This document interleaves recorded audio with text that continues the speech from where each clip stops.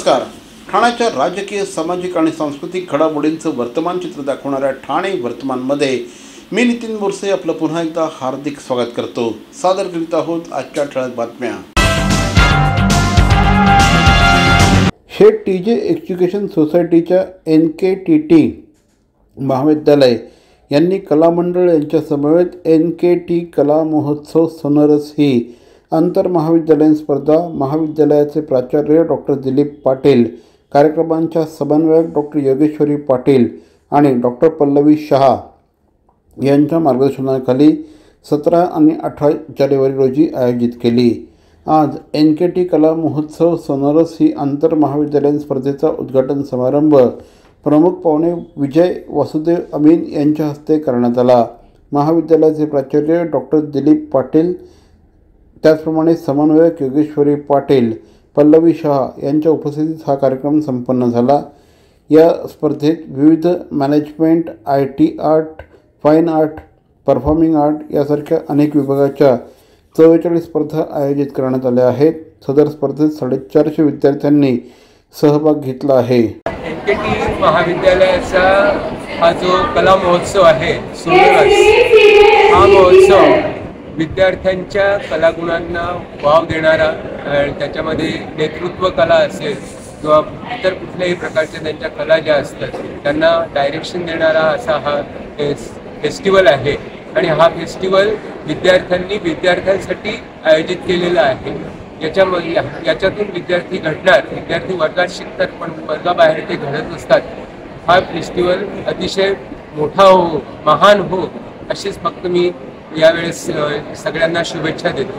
आज मी खूप भाग्यवान समजतो. मला आज डॉक्टर साहेबांनी इथे बोलवलं या उत्सवासाठी. आज सुरुवात आहे, आज 2 दिवस आहे हा उत्सव. मला खरंच माझ्या कॉलेजची आठवण आली.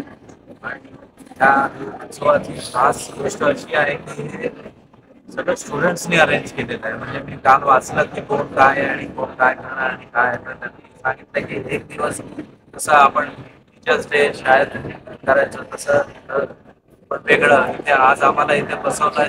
पण मुलांनी सगळं काम सुंदर केले आणि हा माझे खूप शुभेच्छा आहेत या उत्सवासाठी.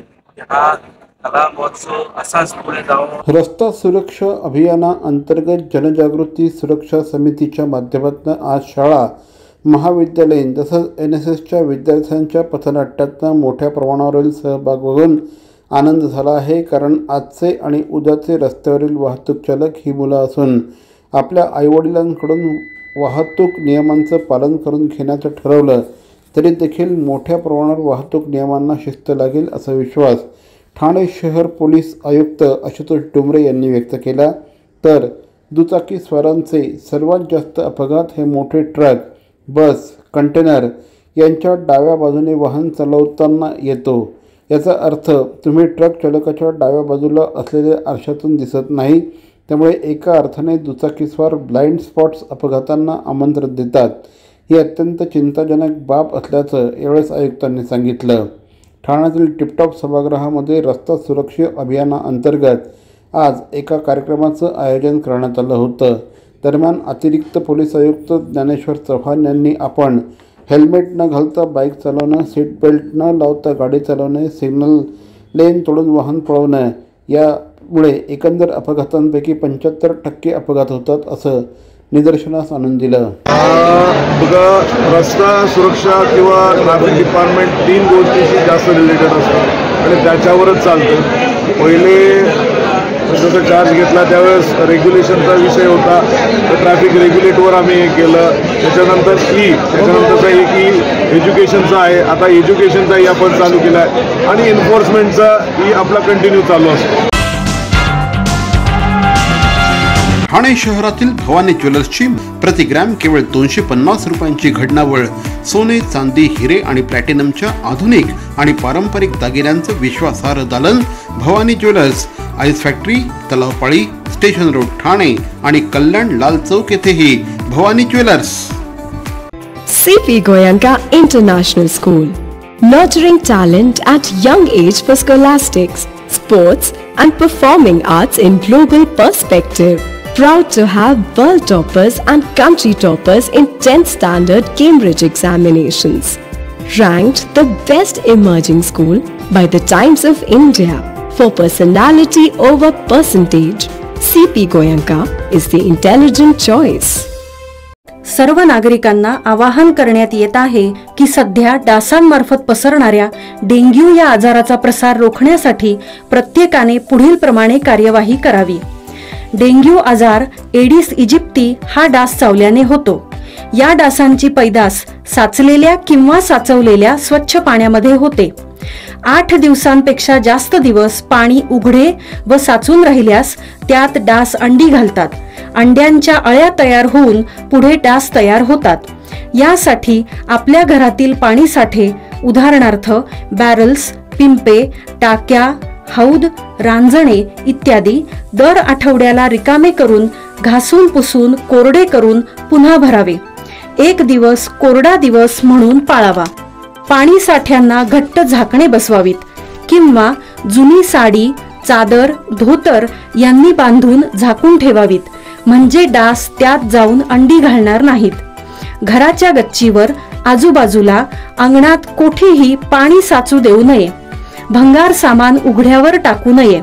उदाहरणार्थ टायर्स, प्लास्टिक सामान, कुंड्या, टाकाऊ वस्तू इत्यादी.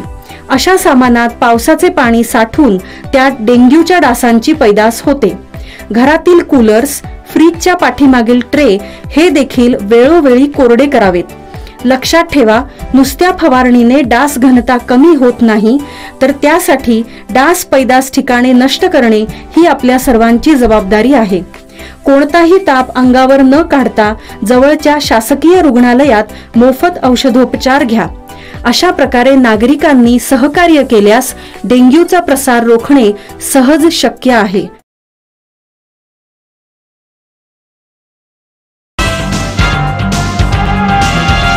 पर्यावरणपूरक गणेशोत्सव साजरा करणं ही समाज म्हणून आपली जबाबदारी आहे. त्यामुळे मूर्तिकारांनी महानगरपालिकेला सहकार्य करावं आणि शाडूच्या मातीच्या मूर्तींची उपलब्धता करून द्यावी असं आवाहन करण्यात आलं आहे. महानगरपालिका आयुक्त सौरभ राव यांच्या आदेशानुसार पर्यावरण विभागाने गुरुवारी नरेंद्र बल्लाळ सभागृह येथे बैठकीचं आयोजन केलं होतं. या बैठकीत ठाणे महापालिका क्षेत्रातील मूर्तिकार संघटना, गणेशोत्सव समन्वय समिती उपस्थित होते.